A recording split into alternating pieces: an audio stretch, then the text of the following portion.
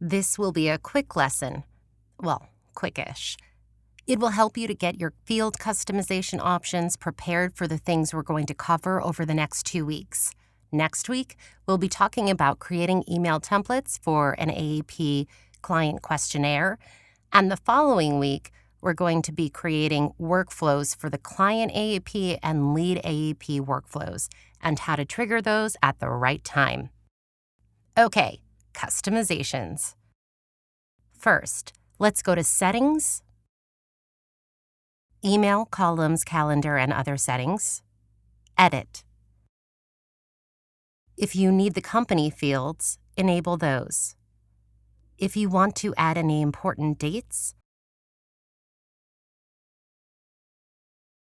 do so here.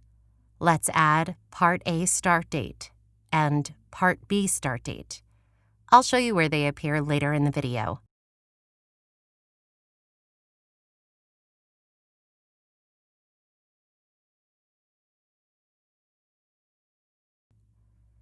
You can also add in agent-specific fields, like license number. You can also customize several views in this section, but let's just focus today on creating the custom fields so we don't get too overwhelmed. Scroll down and submit the settings. Now, let's go to Settings, Custom Coverage Types and Data Fields, Edit. If you're adding in a field that will be used across multiple coverage types, I recommend putting it under Additional Information. If it's specific to only one coverage type, for instance, a home's square footage, you'd only want to see it in that relevant homeowner's insurance coverage type. You can also create custom tabs, which we covered extensively last lesson. In addition to call scripts, some people use custom tabs to track prescriptions. If you're adding in a field that needs to be protected, like Social Security number, make sure that you select the type of encrypted field. Encrypted fields store the data encrypted at rest and are not available as snippets, report filters, or custom report fields for security purposes. Let's add Medicare ID. Hit Create Custom Field. Check that it's in the section that you want it displayed in. Note that if you ever want to move a field from one section to another, this is how you could do it. Name the field. If you want a different display for the agent rather than the field name, you can do so here. For instance, if you get leads with a Medicare ID number from a spreadsheet that has it called Med ID number, you can put that in as the name, but have the description be Medicare ID number. We'll choose Encrypted Field as the type. Let's display this on the right-hand column. I'll show you what that looks like at the end of this. Click Add. We can reorder this list and save the sort order.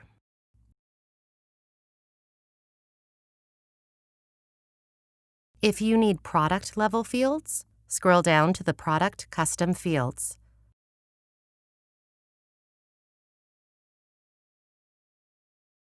Let's add in Method of Payment.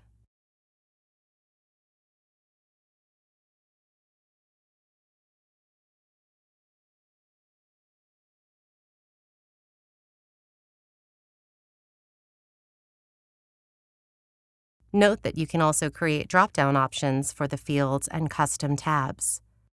Check out the link in the article to view the custom coverage types and data fields tutorials and the drop-down tutorial, which explains all of this in depth. But we also covered that extensively in Lesson 1, so we're going to skip that. One of my favorite new customizations is analytics. Think of them as super-powered custom data fields. They enable you to filter or report on them and create emails and workflow triggers based off of them. Go to Settings, Analytics, Edit. You can have up to 5 analytics tables. Here are some examples. Let's add Number of Prescriptions. Click Add New Table. Description of number of prescriptions. We'll keep the field name the same, but again, you can name it as it appears on any spreadsheets that you're importing from. Decide what order it will appear in the analytics list. Let's put this as number 4. Create. Now add values. Add new value. Let's do none as the description, none as alternate description, sort order 1. Create. Add new value. A range of 1 to 5, 1 to 5, sort order 2, create.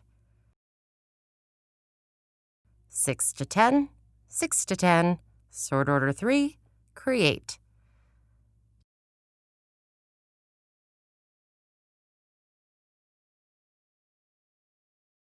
$10 plus sign, $10 plus sign, 4, create. All right, now let's look at our work. Go to the lead page. Here we see our analytics filter of number of prescriptions and the ranges we gave in the order we selected. These will also appear as filter options in reports, email marketing, and automated workflows. Let's go into a lead to see the file customizations we made. On the right-hand column, we see important dates of Part A and B start date. We can set them here and save.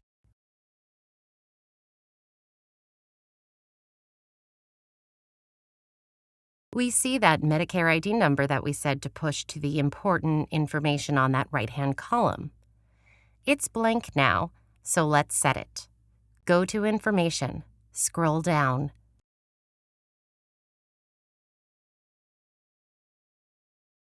Enter the Medicare ID number.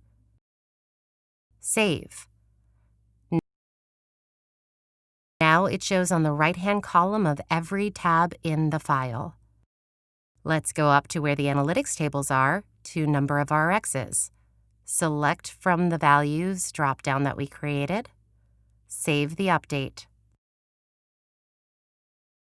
Next week, we'll cover how to add these custom fields into email templates so that you can personalize your lead and client emails.